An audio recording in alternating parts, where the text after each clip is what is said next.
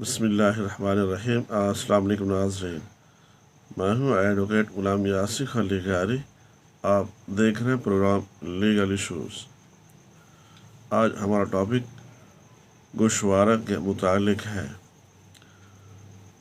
एक गोशवारा के अंदर क्या तफसील दर्ज होती है, इसकी तफसील कुछ यूँ है। गोशवारे के ऊपर सबसे पहले मौज़ा का इंदराज होता है। मौज़ा तहसील और डिस्ट्रिक्ट और बाह वाला इंतकाल नंबर। इसके बाद कॉलम के अंदर जो तहरीर होती है, पहले नंबर आता है नंबर खेवट का। खेवट का इंदराज होता है। उसके बाद नंबर 2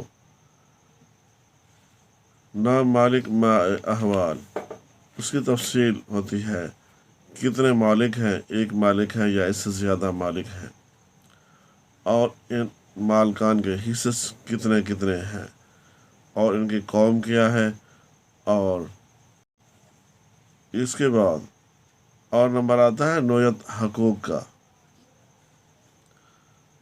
वहाँ पर इनकी मालकान की तफसील होती है। अब आते हैं इसके आगे, और एक कॉलम होता है जहाँ पर तादाद हिस्सा का इंदराज होता है। यहाँ पर खाता के कुल हिस्से का जिक्र होता है, और उसके साथ साथ जो मालिक होता है उसकी तफसील का जिक्र होता है। वो कितना रकबा ख़रीद किया था और अब कितना रकबा सेल कर रहा है, उसकी तफसील होती है। इसके बाद आता है रकबा मुंतकिला।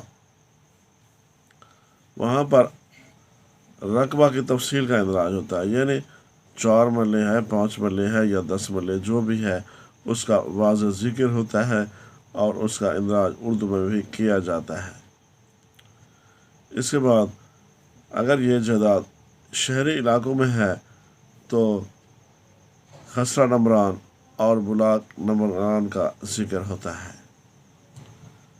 अगर ये जायदाद रूरल एरिया में होती है तो मुरब्बा नंबर का इंदराज होता है। इस तरह आखिर में खाना कैफियत होता है, जहाँ पर कुछ इस तरह की तफसील होती है। गोशवारा बराए बैसक ने रजिस्ट्री तैयार किया गया है। हुक्म इम्तनाई ना है, ज़ेर बार ना है, मलकियत सरकार ना है, अंदर गली है, सफ़ेद प्लाट है, किसी गैर कानूनी हौसल स्कीम का हिस्सा ना है। इसके नीचे पटवारी साहब दस्तखत करते हैं और तारीख का इंदराज करते हैं। इस तरह ये एक गोशवारा मुकम्मल हो जाता है। इसके अंदर जो जो तफसील है वो मैंने पढ़ कर बताई है। अब उसके आखिर में एक पैरा होता है कि ये फ़र्द मलकियत किसने जारी कराई है, उसका नाम, वल्दियत, कौमियत का इंदराज होता है। इसके बाद गोशवारा का नंबर और तारीख का इंदराज किया जाता है। तब तक के लिए इतना ही काफ़ी। मिलते हैं अगले वीडियो में। अल्लाह हाफिज़। पाकिस्तान जिंदाबाद।